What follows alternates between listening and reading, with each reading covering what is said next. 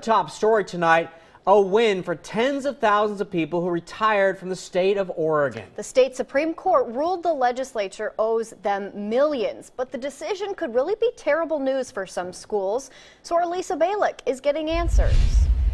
Jen, 2 years ago, lawmakers cut back the cost of living increases for Oregon retirees. The hundreds of millions of dollars in cost savings were supposed to help partially fund education. But the justices today ruled the state cannot break a promise it made to its workers.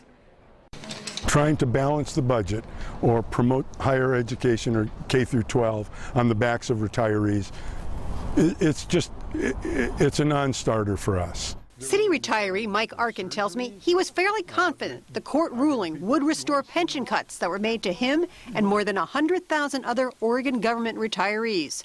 It was a contract between the state and the retirees, the court said. A contract the state couldn't suddenly change. Sadly, I think it's devastating for our kids. Toya Fick is head of Stand for Children Oregon, a nonprofit.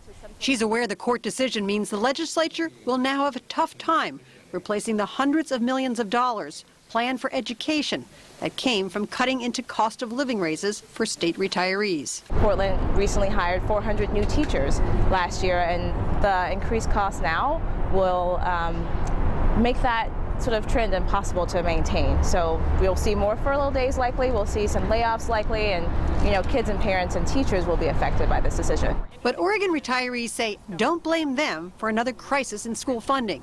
They point out there are other places lawmakers can find the money. They gave a great big tax break to Nike and Intel for no apparent reason. Not more jobs, not more anything. Nike and Intel said, give us a tax break or we're going to take our dollies and go home. Well, then you turn around and take money out of my pocket and future retirees' pockets? No. A very emotional issue for sure. Now keep in mind the budget dilemma this creates is not for this coming year, but for 2017. So lawmakers have some time to try and figure this all out. By the way, the court did let a couple of PERS changes remain, including that current and future state workers will get lower cost of living raises when they retire. Dan, Jen?